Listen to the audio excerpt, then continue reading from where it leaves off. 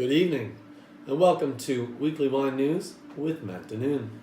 In Old World News, recent court decisions involving the Valpolicella Consorzio and a group of free-thinking producers that left this marketing body have resulted in conflicting verdicts that have brought great attention not only to the proper use of the Amarone name, but also the underlying tension between those two groups and the direction they wish to take regarding promotion of their products.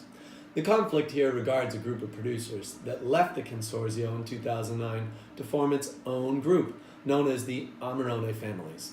Originally 12 producers, all family-owned, and including such notable wineries as Masi, Allegrini, Tedeschi, Tomasi, and Tenuta Sant'Antonio, who were the founders of this new union. Amarone families, having seen some bottles of Amarone being sold for cheap prices in various European markets, decided that the Consorzio was not doing enough to protect the high-quality image and fame of this celebrated wine and bolted.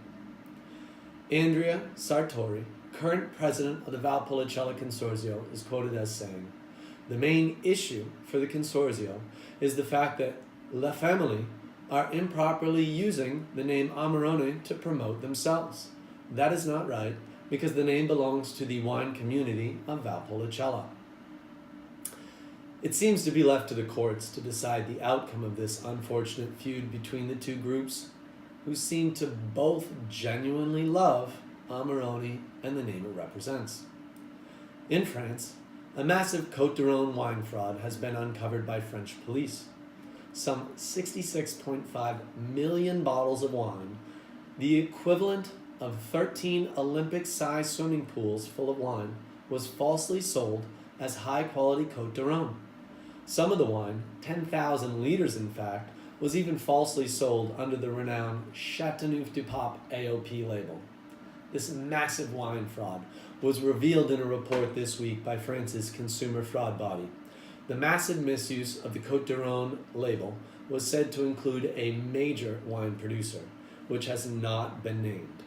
But the chief executive to consumer fraud body told the press that the CEO of the company was indicted for deception and fraud. Wine fraud in France has become an issue for authorities and customers alike in recent years, with the problem being highlighted by the jailing in 2016 of a French wine baron. In New World news, Canada is exerting its presence in the wine world thanks to a battle over Australian wine exports. Australian trade officials recently met with their Canadian counterparts to object to extra taxes and markups on imported wine sold in Canada that the Australian wine industry believes breach international trade rules and threaten Australian wine sales. The Canadian measure includes the adoption of separate distribution channels reserved for Canadian wine only, and extra fees on imported wines. According to figures recently released by Wine Australia, Australian wine imports to Canada were valued at $187 million in 2017, equal to 7% of Australia's total wine exports for the year of $2.6 billion, and the fourth biggest wine export market. In Texas, the Texas Alcoholic Beverage Commission is mending fences under new management after repeated scandals. Nearly a year after a series of self-inflicted wounds led to a purge of the agency's upper management, a new commissioner, Kevin Lilly, a former Army captain, and new executive director, retired Army General Bentley Nettles, have launched a series of reforms, and the businesses they regulate say they've seen a big change. Still, the Texas Alcoholic Beverage Code remains remarkably complicated, so its enforcement can seem overwrought in the minds of critics, even when it's done properly. Though, thankfully, some of the TABC's most vociferous critics say a wholesale change in leadership has produced a reform agency that no longer triggers fear and loathing at the very mention of its name. In technology news, new research shows that the global wine market is shifting towards aluminum closures. Aluminum closures now account for just 30% of the total bottled still wine market, according to research recently conducted by Euromonitor. With 30 billion bottles sold worldwide in 2016 alone, the aluminum closure market size is now around 9 billion units annually.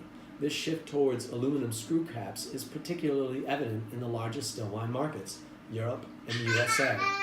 The situation in the United States of America continues to show a strong market for wine with aluminum closures. Euromonitor confirms that aluminum closures account for 44.9% of all sales of bottled wine in the United States in that year. In Northern California, a tech company called Merchant 23 just announced that their platform now enables wineries, distilleries, breweries, and importers to sell their products direct to trade in all 50 states. Sellers wishing to sell through Merchant 23 platform have two options. They can use Merchant 23's clearing distributors for single orders, or they can upload products to the live marketplace. The Merchant 23 Marketplace is an online catalog that displays all products listed by sellers. Any buyer with an ABC license number can create an account, view wholesale pricing, message a seller, place an order. Merchant 23 Logistics handles everything and facilitates distribution, as well as assisting sellers with the necessary state compliance. This online distribution system opens significant doors for those with retail or restaurants in areas with poor choices due to their distribution chains. In other industry news, the National Wine School is unveiling a bold new qualification for the wine trade, the Single Semester Sommelier Program. The program is not just for sommeliers. It allows for a versatile curriculum tailored to the professional needs of each student. New qualifications include Certified Winemaker, Spanish Wine Specialist, International Wine Scholar, and Certified Sommelier Instructor, finally ending in Wine Law Specialist. In April, the Single Semester Sommelier Program is being premiered in New York, Philadelphia, and Los Angeles. All three locations will offer the Spanish Wine Specialist. Seatings in Los Angeles and New York are by invitation only. However, Philadelphia Premier Semester is open to all. You can find out more about their programs by visiting their website at www.nationalwine.org. A proposal was recently submitted to the European Union by the drinks trade on calorie labeling, which promises to ensure that nutritional and ingredient information will be available on all beer, wine, and spirits sold in the European Union by 2022. The aim is to effectively close a loophole within a previous ruling that came into effect in 2011, which made it mandatory for all foods, including alcoholic beverages, to provide an ingredient and nutrition declaration, but which saw beverages carrying an ABV of more than 1.2% exempt.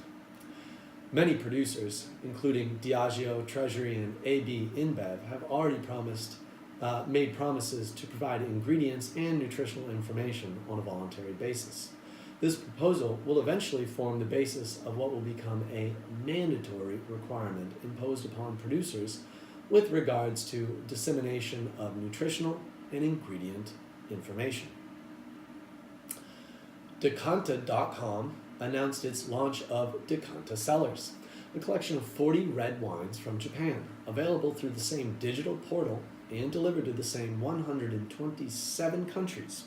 Decanta is a nearly 3-year-old family-owned Japanese web-based digital company that was initially established to sell spirits for worldwide delivery. Among Decanta's collection are select wines produced from grape varieties that are exclusive to Japan and developed to suit the country's challenging, humid climate. For many of us, this may be our first opportunity to try any wines from Japan. The world's largest soft drink company, Coca-Cola, has introduced an alcoholic beverage in Japan initially. It will be a sparkling alcoholic drink, the first of the company's history. According to industry analysts, Coke will use a popular style of Japanese alcopop called chuhai, mixed with flavored carbonated water. Analysts see Coca-Cola's first foray into the alcoholic space as more evolutionary than revolutionary, and consistent with Coke's openness to emerging categories outside of its core. While the product will be tested and launched in Japan, there is no word on whether it will be introduced to any other global markets. Alaska Air's Wine Flies Free program is driving winery sales for those involved in the program. Close to 7,000 cases of wine flew free between the beginning of 2016 and 2018. And now the airline has rolled out free shipping in 29 cities on the West Coast this year, including Boise and Lewiston, Idaho. Wine shipment is capped at 1 case per person, and Alaska Air absorbs the $25 fee for their mileage plan members to check a case of wine. Let's hope that other airlines servicing American Canadian wine regions soon follow suit. In obituaries, wine industry stalwart Anne Laurie Hickenbottom, who died on December 29th at the age of 88, is credited with many innovations in Australian winemaking. One of his many and maybe most famous credits is creating the bag-and-box system, which is now so universally popular. He is remembered not only for his love of the vine and earth, but also for his many friendships he made across the globe. That's it for Wine News Weekly. Thank you for joining us. I'm Matt Denune. Please remember to hit the subscribe at the bottom, like our video, and please comment with anything that you'd like us to follow in the world of wine, and we'll make sure we keep it on the top. Cheers.